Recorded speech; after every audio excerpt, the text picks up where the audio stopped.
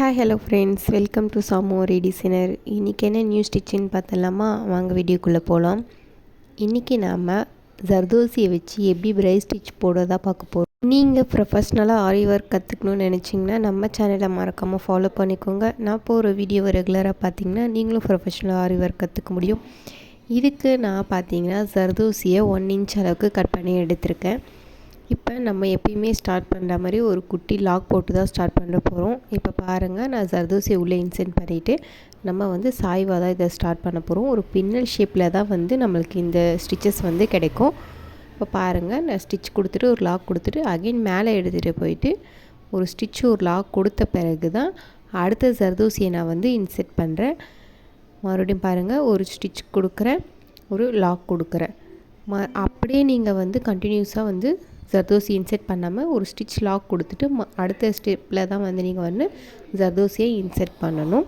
நீங்கள் ஜர்தோசியை ஒரே ஈக்குவலாக 1 இன்ச்னா 1 இன்ச்சு நீங்கள் கட் பண்ணி யூஸ் பண்ணும்போது தான் எல்லா ஸ்டிச்சஸுமே பார்க்க பர்ஃபெக்டாக இருக்கும்.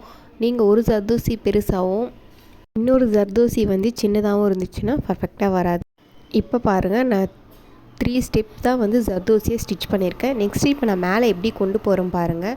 எங்கே நான் முடிச்சோனோ அங்கேருந்து ஒரு செயின் ஸ்டிச் கொடுத்துட்டு மறுபடியும் அகைன் ஒரு ஸ்டெஞ்ச் கொடுத்துட்டு ஒரு சின்ன லாக் கொடுத்துட்டு இப்போ நான் ரைட் சைடுக்கு ஜர்தோசியை இன்செர்ட் பண்ணி கொண்டு வரேன். ஸோ இந்த மாதிரி தான் நீங்கள் நெக்ஸ்ட் ஸ்டெப்பை நீங்கள் கொடுத்து ப்ராக்டிஸ் பண்ணணும்.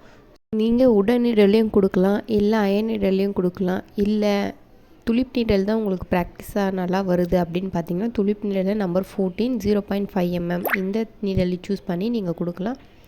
நான் இதுக்கு சீவிங் த்ரெட்டில் தான் கொடுத்துருவேன். நீங்களும் சீவிங் த்ரெட்லேயே ட்ரை பண்ணி பாருங்கள். இல்லை உங்களுக்கு நைலான் த்ரெட் ரொம்ப பெஸ்ட்டாக இருக்குன்னா நீங்கள் அதுலேயே ப்ராக்டிஸ் பண்ணலாம். உங்களுக்கு எது கன்வீனியண்ட்டாக இருக்கோ அந்த த்ரெட்டை நீங்கள் சூஸ் பண்ணிக்கோங்க. எல்லா வீடியோலையும் சொல்கிற மாதிரி தான் நீங்கள் எந்த அளவுக்கு த்ரெட்டையும் நீடியலையும் ரொம்ப ஸ்மூத்தாக ஹேண்டில் பண்ணுறீங்களோ அந்த அளவுக்கு உங்களுக்கு எல்லா ஸ்டிச்சஸுமே கொஞ்சம் பர்ஃபெக்டாக வரும். கொஞ்சம் இல்லை, நல்லாவே பர்ஃபெக்டாக வரும்.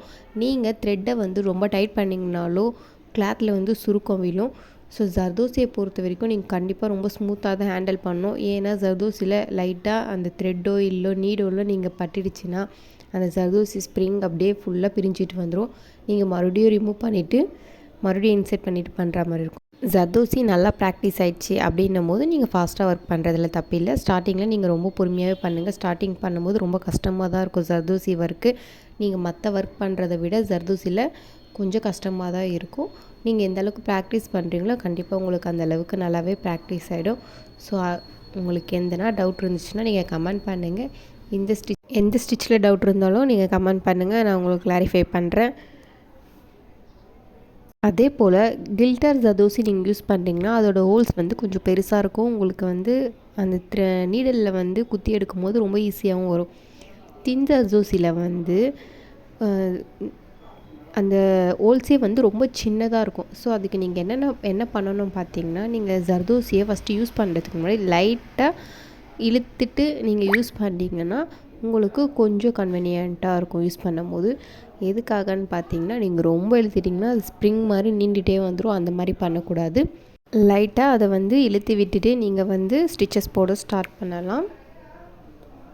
ஸோ உங்கள் ஃப்ரெண்ட்ஸ் அண்ட் ஃபேமிலியில் யாராச்சும் ஆரி ஒர்க் ஃப்ரீயாகவே கற்றுக்கணும், ஆன்லைனில் கற்றுக்கணும், ஹவுஸ் ஒய்ஃபாக இருப்பாங்க, இல்லை காலேஜ் ஸ்டூடெண்ட்ஸாக இருப்பாங்க, யார் வேணாலும் இருந்தாலும் அவங்களுக்கு இந்த வீடியோவை ஷேர் பண்ணுங்கள். உங்களுக்கு யூஸ் இல்லைனாலும் அடுத்தவங்களுக்கு கண்டிப்பாக யூஸ் ஆகும். இந்த வீடியோ உங்களுக்கு பிடிச்சிருந்துச்சுன்னா லைக் பண்ணி கமெண்ட் பண்ணுங்கள். Thanks for